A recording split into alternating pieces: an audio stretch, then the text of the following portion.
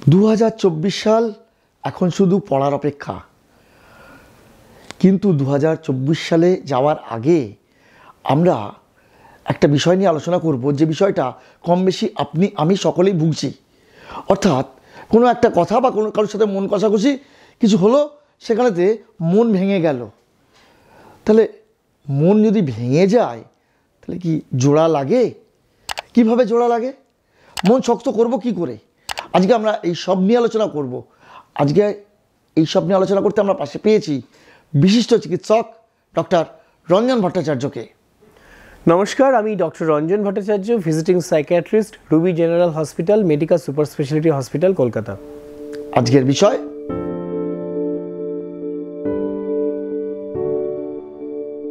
মনটা মূলত ভাঙে হচ্ছে আবেগজনিত কারণে। আবেগ বা ইমোশনস কাদের বেশি হয়? সবচেয়ে বেশি হয় অ্যাডোলেসেন্ট পিরিয়ডে। 10 থেকে 19 বছর বয়স, বিশ্ব স্বাস্থ্য সংস্থার সঙ্গ অনুযায়ী এটাকে আমরা বলি বয়স সন্ধিক্ষণ। এবং কবি সুকান্ত ভট্টাচার্যের ভাষায় যদি বলি যে 18 বছর বয়স বড় দুঃসহ, স্পর্ধায় নেয় মাথা তোলবার ঝুঁকি। তিনি কিন্তু কবিতার শেষ পংক্তিতে এটাও লিখেছেন যে এদেশের বুকে 18 আসুক নেমে। এই সময় 3 রকম চেঞ্জেস হয়। একটা ফিজিক্যাল চেঞ্জেস হয়, সেক্সুয়াল ডেভেলপমেন্ট হয়, তেমনি ইমোশনাল চেঞ্জেস হয়। এবং যে দুটি কারণে সবচেয়ে বেশি অ্যাডোলেসেন্টের ডিপ্রেশন বা সুইসাইডাল রিস্ক থাকে, তার একটি হচ্ছে ফেলিওর ইন এক্সামিনেশন, পরীক্ষার ফল আশানুরূপ না হওয়া বা অকৃতকার্য হওয়া, এবং দ্বিতীয়ত হচ্ছে ব্রেকআপ ইন রিলেশনশিপ। এবং এই সময় যে ইমোশনাল ট্রমাটা হয়, সেই ইমোশনাল ট্রমাটা কিন্তু সুদূর প্রসারী একটা প্রভাব ফেলে। এবং মনে রাখতে হবে যে এই সময় হঠকারী বশত তার অনেক সিদ্ধান্ত নিয়ে ফেলে। তাই মনের ব্যাপারে অনেক কাব্যিক রসাত্মকভাবে বা ধরুন সঙ্গীতেও এর প্রতিফলন ঘটেছে। কিন্তু মনটা যে কার কখন খারাপ, আপনি আপাত দৃষ্টিতে বাইরে থেকে বুঝতে পারবেন না যে কোন মানুষের মনে কি চলছে। আমরা দেখেছি লকডাউনের সময় হয়তো তথাকথিত এক বলিউডের রাজপুত্র হয়তো এই পথ বেছে নিয়েছিলেন, কিন্তু কেউ বুঝতে পারেনি তার 7.5 million Facebook followers, 1.5 million Twitter followers ছিল, কিন্তু at the event of the severe crisis he didn't find anybody to speak his own problem। কাউকে পাওয়া যায় না। তাই একজনকে থাকতে হয় সেই সহমর্মিতা নিয়ে। সহমর্মিতা মানে হচ্ছে এমপ্যাথি।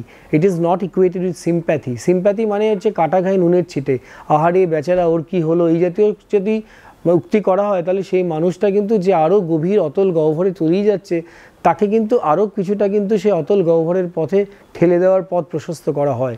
কিন্তু এমপ্যাথি মানে হচ্ছে আমি যদি রুগীর জায়গায় দাঁড়িয়ে রুগী আমার সম্পর্কে কী ভাবছে এটা যদি ঠিকমতো বুঝতে পারি বা আত্মোপলব্ধি করতে পারি, তাহলে কিন্তু এমপ্যাথাইজ করে সঠিক চিকিৎসার রাস্তায় আনতে পারবো।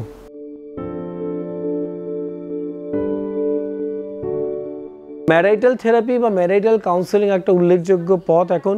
এবং ম্যারাইটাল থেরাপিতে দেখা যাচ্ছে যে আজকাল দাম্পত্য জীবনে খুব দ্রুততার সঙ্গে কিন্তু বিচ্ছেদ হচ্ছে, বিবাহ বিচ্ছেদের পরিমাণ বাড়ছে। এবং বিবাহ বিচ্ছেদের বেশ কিছু কারণ রয়েছে। তার অন্যতম কারণ হচ্ছে দুজনেই এখন সমকক্ষ হয়ে গেছে। স্বামী স্ত্রী দুজনেই এখন কিন্তু পড়াশোনাতে কাঁধে কাঁধ মিলিয়ে সমান এবং কর্মরত। তার ফলে কেউ কাউকে কিন্তু ছাড়ছেন না। এবং তার সাথে হচ্ছে সন্তান হওয়ার পর তাকে দেখভাল কে করবেন, এই স্যাক্রিফাইস করার ব্যাপারটা সবসময় দেখা যায় মহিলাদের উপরই এসে পড়ে। তাই তারা কেন পিছপা হবেন? তাই সমস্যা যখন তৈরি হচ্ছে তখন কিন্তু এই ম্যারাইটাল যে ইস্যুসগুলো আছে সেগুলোকে অবশ্যই সমাধান করা যায়। কিন্তু বিং এ প্রফেশনাল আমরা প্রথমেই কিন্তু হাজব্যান্ড ওয়াইফকে একসাথে বসাতে পারি না। কারণ একসাথে যদি তাদেরকে দাম্পত্য কলহ মেটানোর জন্য বসানো হয় তাহলে কিন্তু মানে সেই আই ফর অ্যান আই ব্যাপারটা হয়ে যায়। কেউ এক পা পিছাবেন না এবং entire world will become blind. তাই সেক্ষেত্রে আমরা কিন্তু এক এক করে দুজনকে বোঝে, এবং হয়তো দেখা যাবে যে একজন যদি প্রত্যেকে এক পা করে পিছিয়ে অ্যাডজাস্ট করতে পারে তাহলে কিন্তু সমস্যার দ্রুত সমাধান ঘটে। তাই এখন এই পরিবর্তিত পরিস্থিতিতে দাম্পত্য জীবনে বিবাহ বিচ্ছেদের পরিমাণ শুধু তাই নয়, বিবাহ বিচ্ছেদের পরিণাম হিসেবে যে সিঙ্গেল পেরেন্ট তৈরি হচ্ছে এবং তাকে যে বাচ্চার যত্ন নিতে হচ্ছে, সেই বাচ্চার মধ্যে দেখা যাচ্ছে অনেক সমস্যা, oppositional defiant disorder, attention deficit hyper active disorder, conduct disorder. তাই সামগ্রিকভাবে যে ম্যারেজ যেটা একটা কাস্টম, ম্যারেজ হচ্ছে একটা relationship not only between two individuals, it is between the two families. এবং এই সোশ্যাল ইনস্টিটিউশনটাকে আমরা অবজ্ঞা করতে পারি না। তাই এক্ষেত্রে হয়তো এই ethics and Athos, values, morality, এই যে আমাদের অতি প্রচলিত যে শব্দগুলো রয়েছে সেগুলো আবার এসে পড়ে।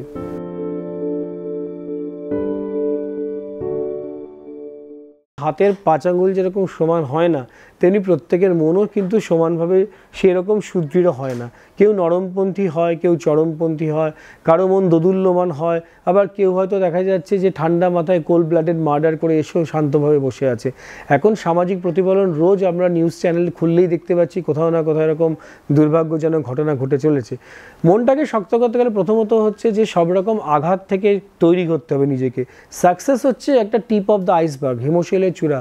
তার নিচে যে বরফের নিচে কত যে পাত্রদ্বীপ রয়েছে, কতটা নিমজ্জমান অংশ রয়েছে, কত অন্ধকার, কত পরিশ্রম, কত আত্মত্যাগ, কত আত্মবলিদান রয়েছে, আমরা সেগুলো ভুলে গিয়ে খালি অন্যের সাকসেস বা তার যে সাফল্য তাতে পরশ্রী কাতর হয়ে পড়ি। তাই নিজেকে মনে রাখতে হবে যে আমি যেটা আছি তাতেই আমি খুব বেশি খুশি, আমি সব কিছু হতে পারবো। নিজের একটা রিয়ালিস্টিক এক্সপেকটেশন করতে হবে, ফ্যামিলির সাথে বন্ডিং রাখতে হবে।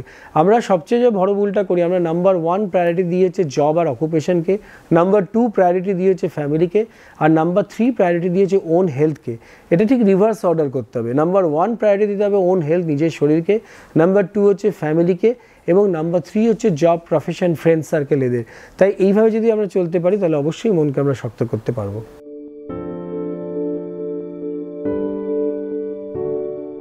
আমাদের খুব ছোটোবেলায় যখন আমাদের সেই ব্ল্যাক অ্যান্ড হোয়াইট টেলিভিশনের জমানা ছিল, তখন একটাই শুধু কালার প্রোগ্রাম আসতো, তার নাম ছিল চিত্রহার।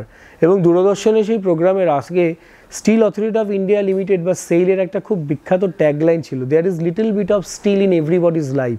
তেমনি আমি বলবো যে দেয়ার ইজ আর little bit of mental health problem in everybody's life. প্রত্যেকের মধ্যেই মানসিক সমস্যা রয়েছে, হয়তো কিছুটা তাদের প্রয়োজন আছে চিকিৎসার, কারো ক্ষেত্রে প্রয়োজন নেই। উদ্বেগ, উৎকণ্ঠা, অবসাদ তো রয়েছেই, তার সাথে দেখা যাচ্ছে নেশাপরায়ণতা রয়েছে, তাই হঠাৎ করে দাম্পত্য জীবনের কলহ থেকে আত্মহত্যার সম্ভাবনা এরকম রয়েছে।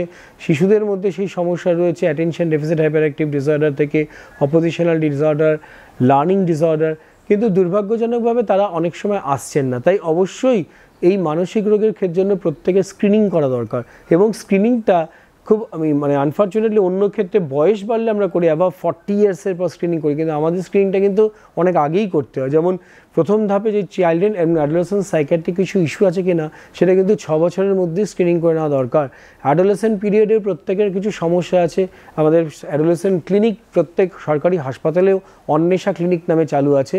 এছাড়াও রয়েছে মাঝ বয়সের সমস্যা, middle life crisis, middle aged crisis, এবং তার সাথে জেরিয়াট্রিক এজ গ্রুপে এখন আমরা দেখতে যাচ্ছি অনেক বৃদ্ধরা, আমাদের কলকাতা শহর তো বৃদ্ধবিদ্যার শহর হয়ে চলেছে, এবং এমটিনেস সিনড্রোম, খাঁচার শূন্য পাখির মতো বাবা পাখি এবং মা পাখি পড়ে রয়েছেন, ছেলেমেয়েরা উড়ে চলে গেছে বিদেশে বা দেশের অন্য প্রান্তে কর্মরত অবস্থায়।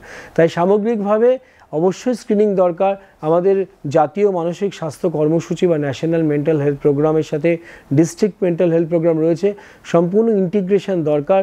কারণ ন্যাশনাল মেন্টাল হেলথ সার্ভে বলে দিয়েছে 2014 থেকে 2000 সালে যে প্রতি 7ম ভারতীয়, 6 জনের পরে 1 জন ভারতীয় কোনো না কোনো মানসিক সমস্যায় আক্রান্ত।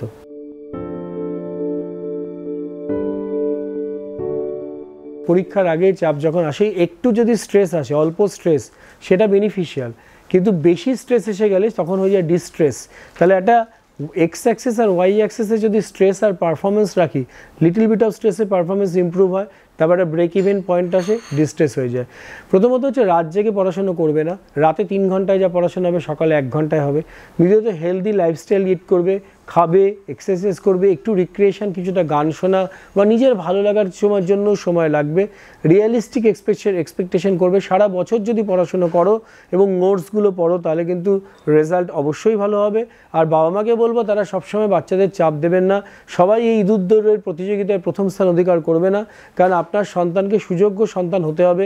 মনে রাখবেন, বিল গেটসের মতো মাইক্রোসফটের কর্ণধারও তিনি কিন্তু স্কুল ড্রপ আউট এবং স্কুলে কিন্তু এত ভালো রেজাল্ট করতেন না। তাই আমাদের প্রত্যেকেই হয়তো খুব ভালো পারফরমেন্স করে ডাক্তার, ইঞ্জিনিয়ার এরকম এই প্রতিযোগিতায় নামতে হবে না, মানুষের মতো মানুষ হতে হবে। এবং তার জন্য ছেলে মেয়ের মধ্যে যে প্রতিভা রয়েছে সুপ্তভাবে, সেটা যেন প্রপারলি এক্সপোজড হয় এবং প্রপারলি তার নার্চারেন্স হয়, তার জন্য আমাদের যত্নবান হতে হবে।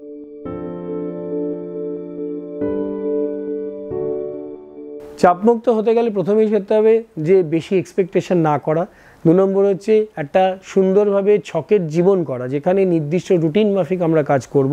থার্ড হচ্ছে যে আমরা প্লেন লিভিং অ্যান্ড হাই থিঙ্কিংয়ে বিশ্বাসী, তাই আমাদের মনে রাখতে হবে যে সাধারণ জীবন যাপন করেও কিন্তু আমরা কিন্তু আরও উচ্চাসার পথ পেতে পারি। আর কোনো রকম যদি মানসিক সমস্যা হয় সেটাকে লুকিয়ে রাখবেন না, অবশ্যই মনোরোগ বিশেষজ্ঞের পরামর্শ নেবেন। অসংখ্য ধন্যবাদ ডক্টর রঞ্জন ভট্টাচার্যকে আমাদের সময় দেওয়ার জন্য। মানসিক স্বাস্থ্য সম্পর্কে আমার আরও পরামর্শ দেখতে আপনারা লক্ষ্য রাখুন এবং দেখতে থাকুন মেডিটিপস। ভিডিওটি ভালো লাগলে অবশ্যই একটি লাইক দিন এবং শেয়ার করুন এই ভিডিওটি, কারণ আপনার শেয়ার করা এই ভিডিওটি হয়তো আরেকজনের উপকারে আসতে পারে। আর হ্যাঁ, যারা মেডিটিপস এই মেডিকেল রিলেটেড এই চ্যানেলটিকে এখনও সাবস্ক্রাইব করেননি তারা সাবস্ক্রাইব করে নিন এই চ্যানেলটিকে এবং পাশে থাকা বেল আইকনটিকে প্রেস করে দিয়ে অল বাটনটিকে ক্লিক করে দিন, যাতে নতুন ভিডিও আপলোড করলেই তার নোটিফিকেশন পেয়ে যান আপনারা।